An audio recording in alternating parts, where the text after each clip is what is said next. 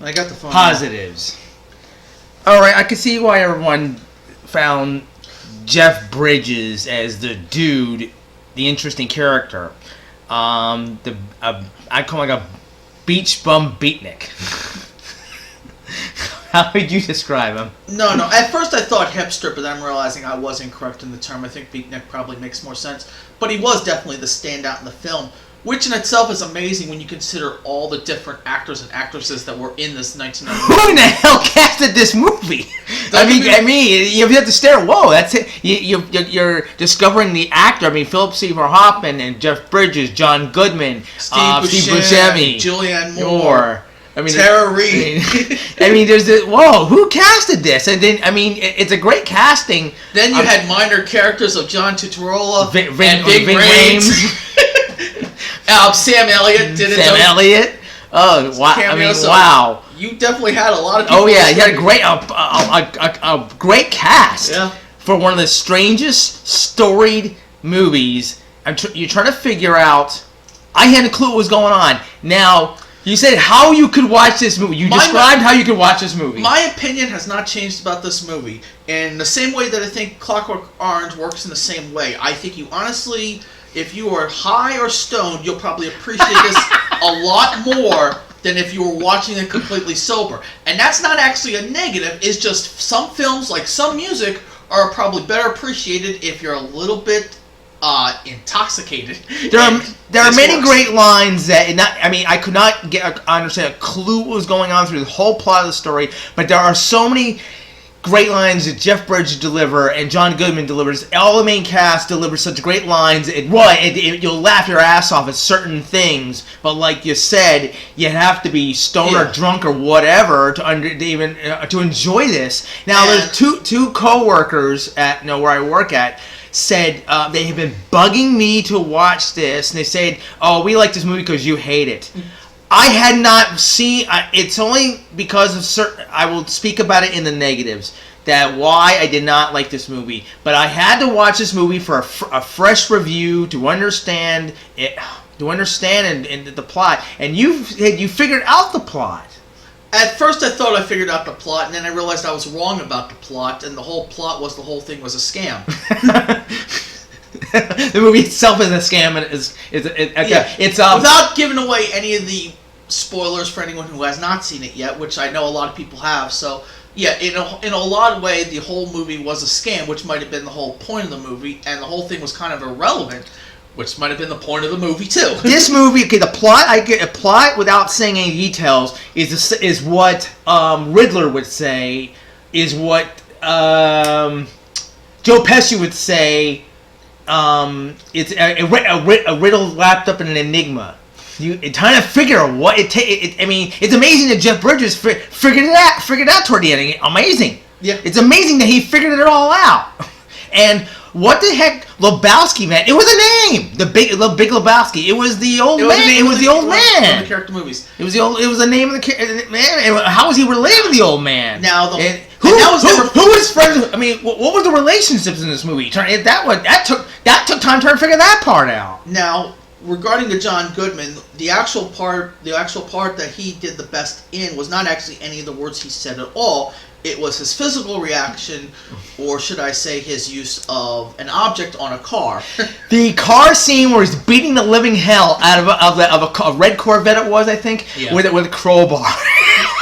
That was his best scene. And the aftermath of that, and what happened to another vehicle. And I was waiting. He's beating the hell out of a red Corvette, bashing the hell out of a crowbar, and I'm waiting for the neighbor. He's waking the neighborhood up. I'm waiting for the neighbor, and I'm waiting for somebody to say, "You're hitting the wrong car." That's what I was waiting for. You're hitting the wrong car. Oh my God. There's so many lines that he said. He kept saying, "Call me dude," and it was Philip Hoffman as the first one that called him dude. Then there were so many more lines that caught me off guard that were absolutely funny. That and you said he kept saying to me, "I said you've laughed 8 times in this movie." Yeah, you have. There were some lines that really caught my attention, but it's the plot and the story. Absolutely not. I could not figure out. The way I could describe the plot in a way is, without spoilers, is this. if you think of the TV show Seinfeld, where it's much about a dude, where it's much to do about nothing, no matter how outrageous it goes, and it ends up everyone's right back where they started. That's what this was, except it was 2 hours long. I could definitely apply. It's Seinfeld turned into a movie. in the concept of nothing really happening over 2 hours, and you're right back where you started. Now, the one thing about John Goodman, I love him to death, and I've always said that he could have portrayed our father by body weight size. You said no. But his haircut, he didn't like his haircut, but body weight size. I've always absolutely adore John Goodman. Love John Goodman. Anything he's ever any movie he's ever done. Other positives that came out of the movie were both the score and the musical selection, because they did set a lot of the tone. You paid more attention to that than I could. Whether you were going for something mellow or something ridiculous or something psychedelic or something threatening, it did fit throughout the course of the movie, so it is a highlight. Now, you looked up the year it came out, 1998. Yes. This is 1 year before American Pie, where it's possible they found Tara Reid in this movie. So this might have been where she was discovered. Yeah, where she was discovered. Oh my God! There was one actor we couldn't figure out who he was. One of the cops. He was a black cop who played the autopsy doctor in which Friday was it? Jason Goes to Hell. Yeah, he played the autopsy doctor. A guy by the name of Richard Gant. Yeah, I did not know his name, but yeah, I remember his face. He played the autopsy doctor in Jason Goes to Hell. I mean, it was an amazing cast, truly amazing, and there were some standout lines. But if you're trying to figure the story out, you just want. I mean, Jeff Bridges, he's very interesting to look, very interesting to listen to. Also the one thing we caught quickly. It was in the Avengers movie where it was who played Thor. Oh, Chris Hemsworth. And you said that he probably copied off of Jeff Bridges to do the body weight. Yeah, that I think was probably an homage to The Big Lebowski, and we're realizing that now and seeing it.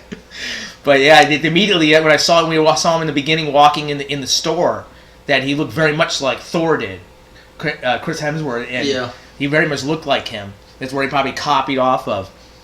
But it's.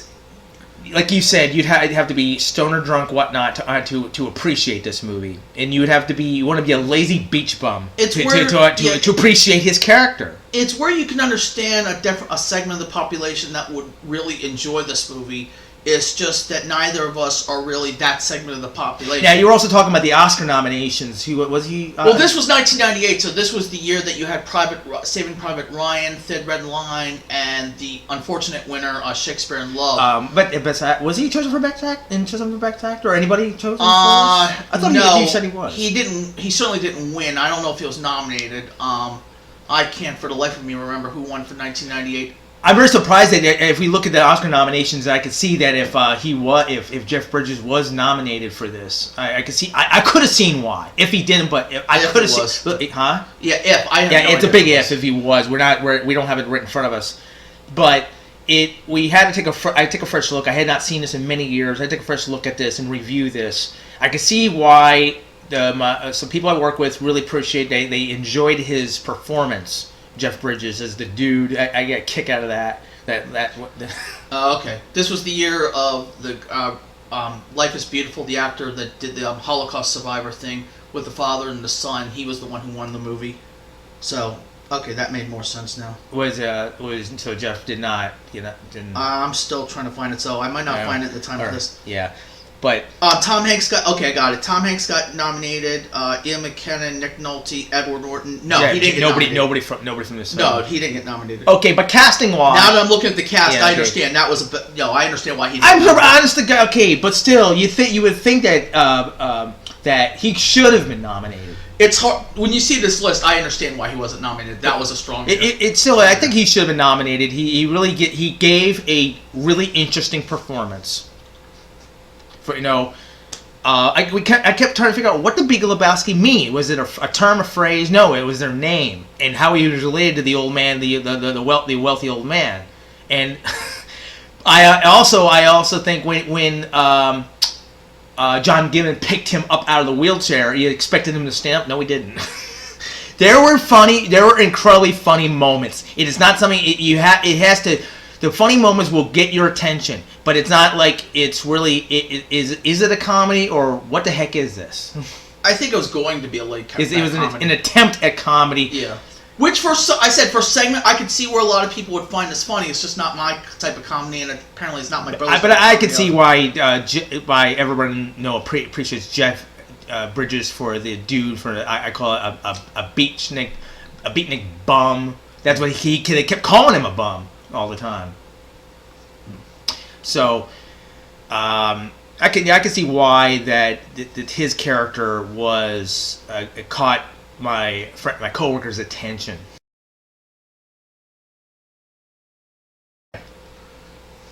The negatives. The biggest thing that really ruined this movie for me, and I never was a fan of this movie, and we had to refresh and watch this movie again. I hadn't seen it so long. Was John Goodman, and it's absolutely adore and love John Goodman to death because I always saw he could portray our father by body wise, and as Dan Connor from the TV show Roseanne, his foul language really threw me off. I just never knew him to spat out so much language, and that's really the big thing that killed me for this movie, and that's the only thing I remember about it. There were the bowling scenes, and the family has a history of bowling, but I did not remember most of this movie. I had to refresh and review this movie again. It was mostly John Goodman's foul language that really, really ruined it. I think for me what ruined it was expectations, because there's so much hype that has long existed about this film, like it's one of the great things that ever existed from this era. And when I watched it and I thought, okay, it's an okay movie, but it's something that other than Jeff Bridges' performance, I'm just going to instantly forget within like a few hours. It just, nothing really stood out. So people that tried to compare this to like great, like the comedy classic greats like Animal House or Blazing Saddles or the Mighty Python stuff that people remember, for the most part. I just don't see it nowhere near that kind of level of classic comedy film, so I'm just not grasping the same thing that a segment of the population understood. Also, I also didn't understand the Big Lebowski, the phrase. I didn't even know it was a name. It was his name, I guess his grandfather's name. I assume it was the grandfather because he said the word parent. So the relationship, the whole plot, the whole story. I honestly didn't understand. You did figure it out. It took me a while. I did not understand the plot. I could probably watch this 5 times. I still couldn't understand it. If Jeff Bridges did figure it out, but is downright what? WTF? Yeah. What the?